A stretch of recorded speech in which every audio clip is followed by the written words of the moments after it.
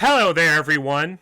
If you're watching this video, then you are part of the TTOR army, an army that is building itself up one subscriber at a time. And as you can see from the title and thumbnail of today's video, today is a very rare occasion. Today, I must admit that I've made a mistake in a recent video. I've been teaching error. But as you'll see in this video, this error is rather minor in nature and doesn't really affect my worldview or what I've said about Young Earth Creationism overall or my critique of Old Earth Creationism. So don't expect me to have any kind of revolutionary worldview change by admitting this mistake. But it is a mistake. I don't like making mistakes.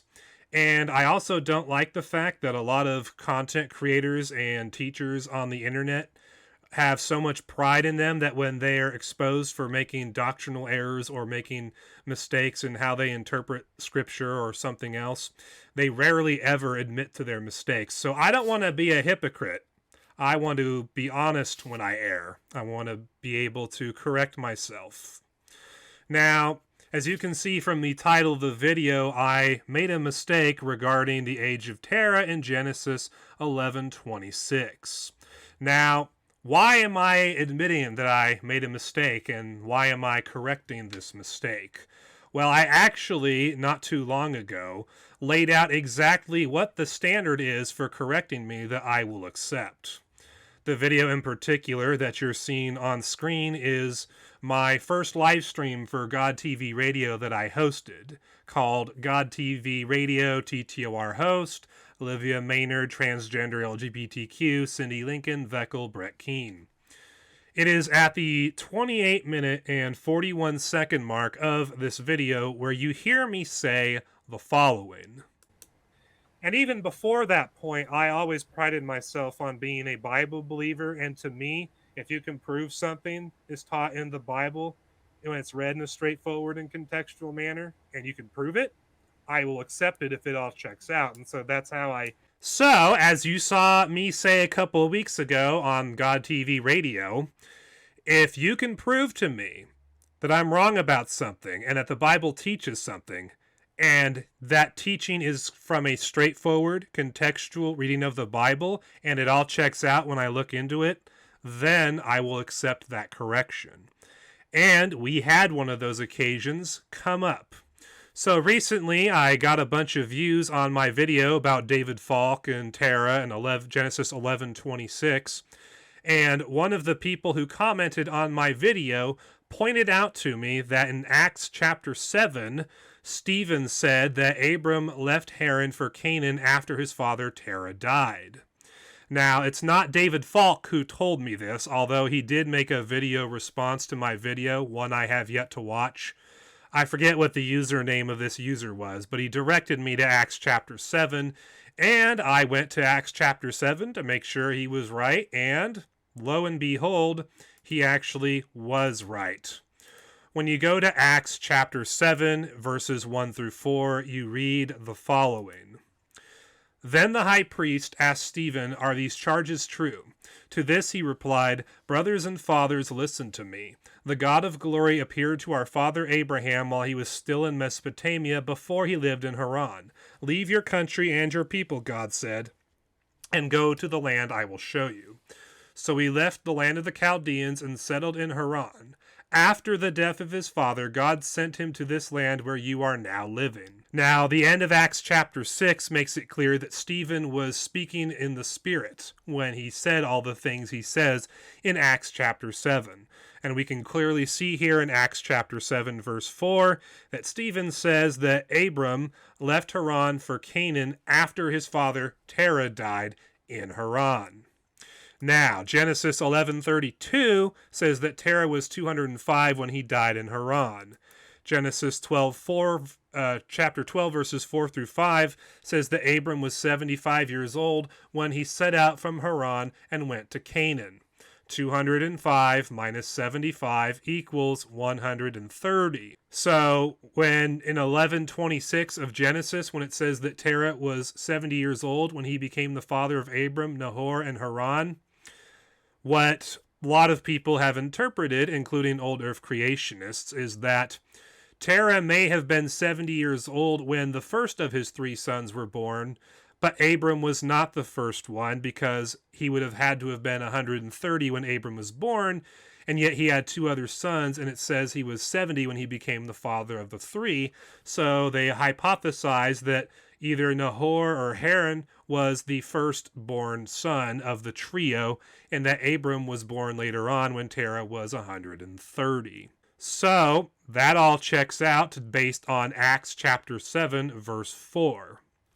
So we have to conclude that Terah was 130 years old when Abram was born, and that he was 70 years old when one or the other 2 sons were born. So technically, Terah was 130 when Abram was born. Acts chapter 7, verse 4 forces me to come to that conclusion. Now, one of the things that Old Earth creationists, including David Falk, have pointed out is that because of passages like Genesis 11:26, you can't just read the genealogies and time spans in a straightforward manner and arrive at a correct age of the earth and universe. So, we would be amiss if we didn't revisit those genealogies and time spans provided in the scriptures.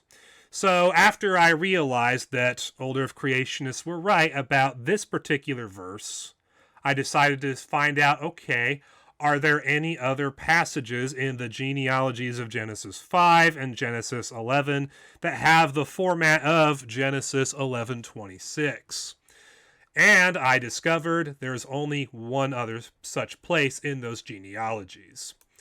Here we see Genesis 5 in its entirety, and it starts out with Adam being 130 years old when Seth was born. And then the genealogies continue all the way down until Genesis 5:32, where it says that Noah was 500 years old when he became the father of Shem, Ham, and Japheth. And based on what we know about Genesis 11:32, we can probably safely conclude that not all 3 sons were born when Noah was 500 years old. Maybe the first 1 or 2 was born when he was 500 years old, and the other 1 or 2 were born later on. Sure, we can conclude that. But does this have any impact whatsoever in calculating the age of the earth and universe according to the Bible? Absolutely not. When Shem, Ham, and Japheth were born exactly, as far as who the first one was, and then was Noah older when he had the other 2, completely irrelevant to determining what the age of the earth and universe are, biblically speaking. How do we know this?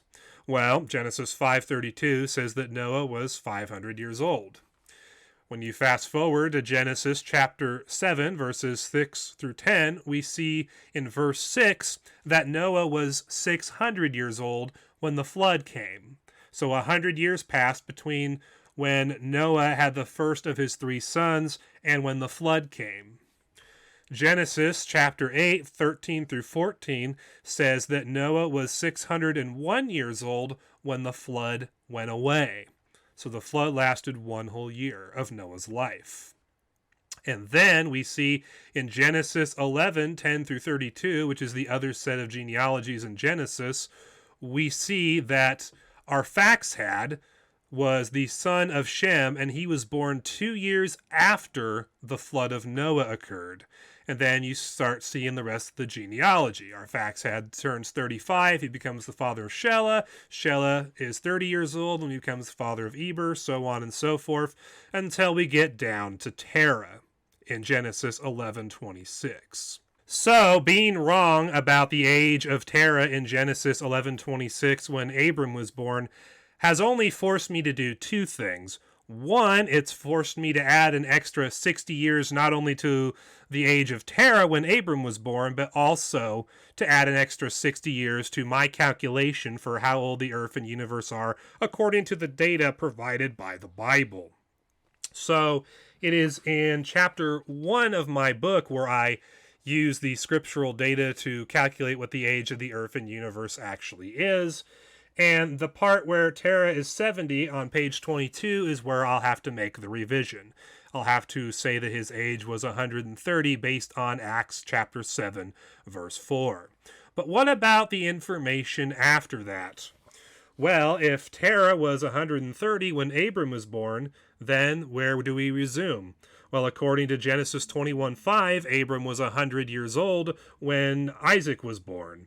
According to Genesis 25:24 through 26, Isaac was 60 years old when the twins Jacob and Esau were born. According to Genesis 47:27 through 28, Jacob was 130 years old when he and the rest of the Israelites moved to the region of Goshen in Egypt.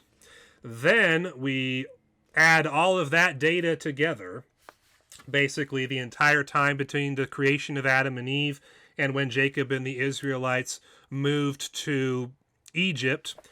I previously had calculated that time span was 2,239 years old, but since we have to add an extra 60 years because of Terah, it was really a time span of 2,299 years old.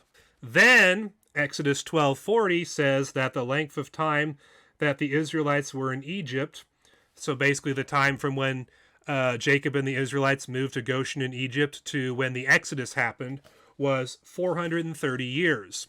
So we add an extra 430 years. And then in 1 Kings chapter 6, verse 1, we learn that 480 years passed between the Exodus and the 4th year of King Solomon's reign. So plus 480 years. The 4th year of King Solomon's reign was 966 BC, and Jesus was born in 4 BC. So that means that 962... This means that 962 years passed between King Solomon's 4th year of his reign and the birth of Jesus. And then it has been 2,022 years since Jesus was born, because that's when our calendar starts. So when you add up all that data, you'll learn that the Earth and universe are 6,193 years old, according to the data provided by the Bible. So, did me being wrong about Terah's age when Abram was born in Genesis 11:26 and having to add an extra 60 years to my calculations, did that do anything to prove that Young Earth Creationism is false? Not even in the slightest. Did that do anything to prove that Old Earth Creationists are right when they say, well, based on Genesis 11:26 and Acts 7:4, you can't just interpret in a straightforward manner all the genealogies and time spans provided by the Bible? Did this do anything to prove Old Earth Creationism right in that regard? Not even in the slightest. The only reason I'm reinterpreting Genesis 11:26 is because Acts chapter 7 verse 4 forces me to. You don't have any other verses in the New Testament that actually force you to reinterpret the rest of the genealogies and time spans provided in the Bible. Unless you can provide that evidence legitimately, I'm going to have to conclude that the Earth and universe, according to the data in the Bible, are 6,193 years old.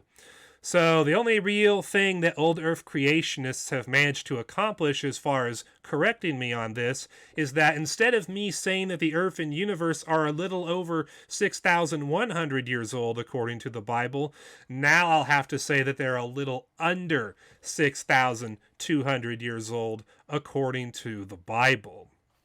So, congratulations, Old Earth Creationists. You caught me in an error, and I accept the correction.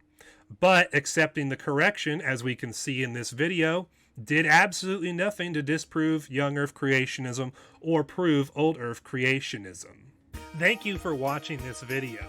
If you liked what you saw and you want to help me go from being a part-time to a full-time content creator, then I would encourage you to hit the subscribe button, check out my other videos, and leave your likes and comments down below. It doesn't matter whether you're seeing me on YouTube, or Joshu TV, or YouTube, or NewTube, or BitChute. The concept applies to them all equally. And if you'd like to follow me on my various social media accounts, I would encourage you to check out my Tap My Bio profile, where I have links to all of the social media sites that I have accounts on. If you'd like to help me preserve freedom of speech on the internet, there are two ways you can do this. You can join and use my website Creation Social, which is an open source alt-tech alternative to Facebook and Gab. Lots of great conversations happen here. You have true freedom of speech with very minimal drama, which I think is the best of both worlds.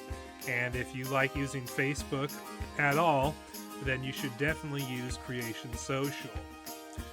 If you want to help me create a video sharing site of my own, I would encourage you to donate to the Quarter Project. Quarter is an open source alt-tech alternative to YouTube that I am currently working on raising funds for. It's going to be a site that is very feature-rich and functional, and it will have pretty much all the features you'd ever want in a video sharing site, and all of the freedom of speech that you would want as well. So you can contribute to the Quarter Project either through my GiveSendGo campaign, which you can see here on screen, or you can donate to the Quarter account on Flattr, where you can do one-time or monthly tips. And everything you do as far as Flattr donations go or GiveSendGo campaign goes will go towards the Quarter Project.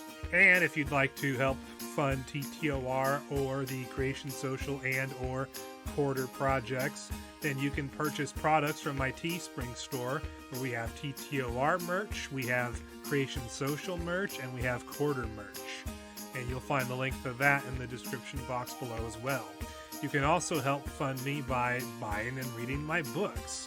There's another Inconvenient Truth, What Secular America Hates, and there's another Inconvenient Truth 2, Defending Young Earth Creationism.